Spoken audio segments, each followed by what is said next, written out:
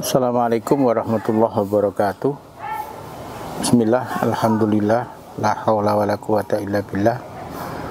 Allahumma sholli ala sayyidina Muhammad wa ala alihi wa sahbihi kama la nihayata li kamalika wa adada kamalih. Para santri, wali santri, pemirsa, juga subscriber yang selalu saya harapkan dalam keadaan baik, dohiran wa batinan. Agak lama saya tidak beropini. Yang pertama, memang ada kesibukan yang luar biasa di pesantren. Yang kedua, saya lebih banyak mendengar dan memperhatikan perkembangan sosial, politik, ekonomi terbaru yang dalam pandangan saya terjadi informasi yang silang sengketa, sehingga kita sulit untuk berpendapat bagaimana yang sebenarnya terjadi. Kali ini saya ingin beropini, walaupun saya agak ragu apakah opini saya ini memiliki pengaruh, karena penduduk Indonesia ini lebih dari 250 juta, sedangkan subscriber yang kita miliki hanya 7-8 ribu. Dan yang kedua, saya tidak bisa beropini terlalu ekstrim, baik ekstrim kiri atau ekstrim kanan. Opini-opini semacam itu tidak seberapa disukai, tidak seberapa menarik perhatian. Sebaliknya, opini yang ekstrim, yang kasar, yang tendensius, dengan kalimat-kalimat yang sebenarnya tidak logis, justru menarik perhatian. Tapi memang bukan itu tujuan kami beropini. Saya sebagai warga bangsa yang tinggal di satu sudut desa, walaupun urusan kami adalah urusan tingkat pedukuhan dan tingkat kampung, kami perlu juga mendengar, melihat, membaca apa yang terjadi di pentas nasional, bahkan pentas dunia. Kami warga dusun harus berpartisipasi dalam hal pembangunan melalui pendapat-pendapat. Yang kali pendapat ini dilakukan oleh orang desa tentu tidak seperti sehebat pendapat para profesor, para ilmuwan, para politisi yang agung yang ada di Jakarta sana. Tapi penting juga suara yang muncul dari desa, karena sebagian masyarakat kita ini tinggal di pedesaan. Walaupun ikhtiar negara agar Indonesia ini terbang seperti negara-negara maju yang lain, apalagi nanti 17 Agustus akan pertama dirayakan di IKN, tapi realitasnya sebagian besar masyarakat masih ada di kampung-kampung, masih bergulat dengan persoalan-persoalan yang sangat sederhana, persoalan-persoalan dasar sebagai seorang manusia yang butuh makan, butuh papan, butuh sandang, dan itu pun tingkat yang paling dasar. Oleh karena itu, opini yang saya bangun ini adalah mewakili, kalau boleh, suara masyarakat bawah yang sedang melihat gambar yang sedang melihat para pemimpinnya yang sedang berkomunikasi dengan sesama. Para santri wali santri pemirsa juga subscriber, pada opini kali ini saya ingin melihat bagaimana komunikasi politik antar para pemimpin. Yang pertama, mungkin bukan hanya saya, tapi juga banyak tetangga yang lain yang agak kecewa melihat bagaimana para pemimpin kita berkomunikasi dengan narasi-narasi dalam berkomunikasi dengan lawan politik. Lawan politik di dalam sebuah negara itu tidak memberikan semacam pengabsahan bahwa lawan politik itu adalah musuh yang perlu dihancurkan. Lawan politik adalah mitra, bagaimana bisa saling berkomunikasi sehingga kita bisa menemukan pendapat-pendapat terbaik, langkah-langkah terbaik, kebijakan-kebijakan terbaik, pemikiran-pemikiran terbaik, yang diharapkan pemikiran-pemikiran itu bisa memberikan sumbangan positif terhadap pemerintah dalam upaya mensejahterakan masyarakat.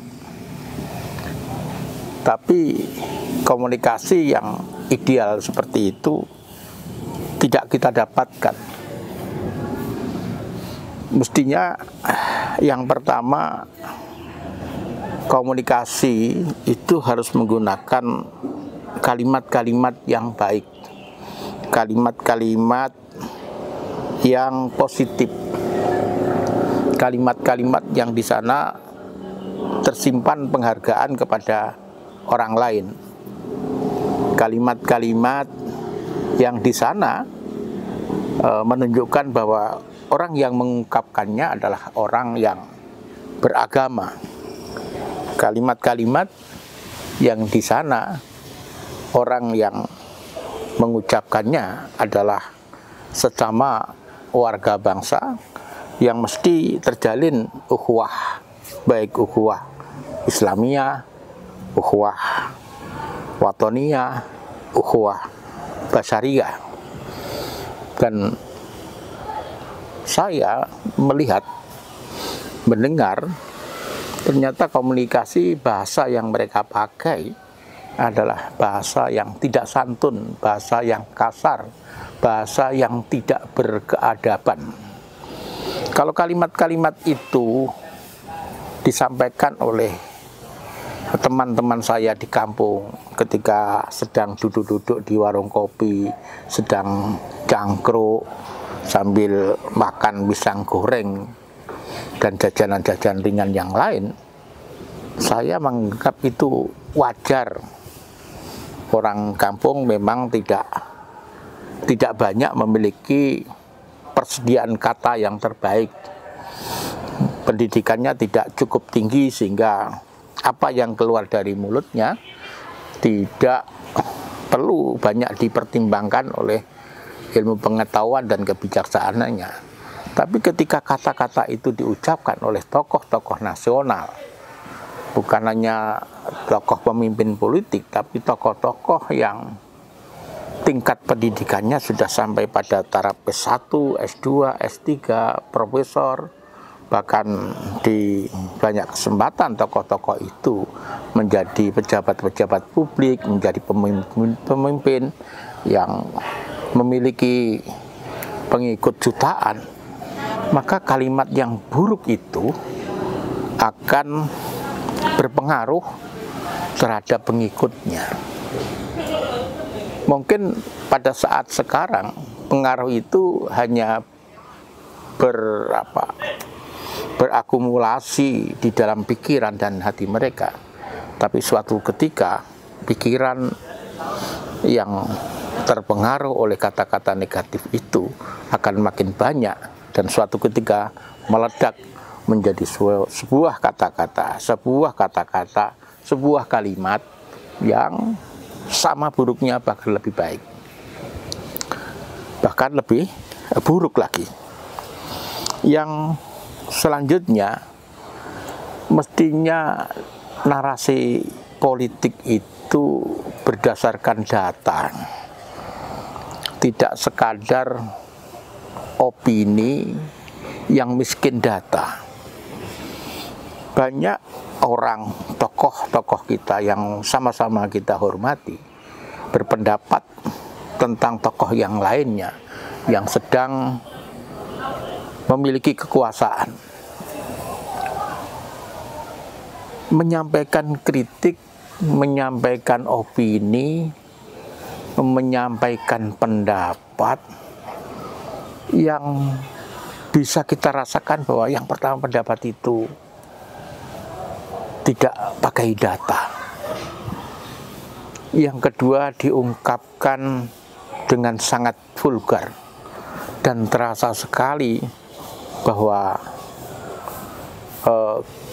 kritik itu disampaikan karena kebencian yang akhirnya menimbulkan fitnah, menimbulkan kemarahan, dan akhirnya mengembangkan jiwa berburuk sangka kepada orang lain. Sekali lagi, ini diucapkan oleh mereka yang seharusnya tidak seperti itu, karena pendidikan mereka cukup tinggi. Mereka sudah sampai batas pendidikan tertinggi, bahkan profesor, bahkan juga memimpin di berbagai lembaga, yang itu pasti hanya bisa dilakukan oleh orang-orang yang hebat. Tapi ketika mereka mengungkapkan pendapat, ternyata seperti anak-anak yang sedang bertengkar. Yang ketiga, ketika orang punya gagasan, punya niat baik, punya rencana, banyak orang yang berbeda partai politiknya, berbeda kelompok organisasinya, ini tidak memilah-milah apakah gagasan itu baik untuk bangsa, apakah rencana itu memang didedikasikan untuk kemajuan masyarakat, apakah gagasan dan rencana itu memang diwujudkan dalam pertanggungjawabannya dia sebagai pemimpin. Tidak menjadi pertimbangan. Asal gagasan itu dilakukan oleh kelompok yang lain, partai yang lain, organisasi sosial yang, maka harus dipotong, harus dipatahkan, harus direndahkan. Kalau bisa, gagasan itu menjadi gagasan yang sia-sia. Ini yang saya baca dalam beberapa bulan terakhir ini, yang terus terang walaupun saya tinggal di sebuah sudut desa, gelisah dengan itu. Kalau budaya-budaya komunikasi politik antar warga bangsa seperti itu tetap dibiarkan, tidak ada kesadaran bagi para pemimpin untuk memperbaiki narasinya, memperbaiki cara berkomunikasinya, saya tetap berkhawatir. Walaupun Indonesia ini diakui oleh dunia sebagai sebuah bangsa yang sangat luar biasa, berhasil menjadi satu bangsa walaupun ada ratusan suku, bangsa, dan bahasa, menjadi satu Indonesia. Tidak seperti negara-negara yang lain, sama bahasanya, sama sukunya, sama agama, bahkan sama tarekatnya, saling bertikai setiap hari, bahkan saling berbunuhan. kita tetap khawatir Indonesia itu akan seperti mereka, dan ini sama-sama tidak kita harapkan. Mungkin suara ini hanya suara sayup-sayup dari sudut kampung, tapi saya berharap ini bisa menjadi semacam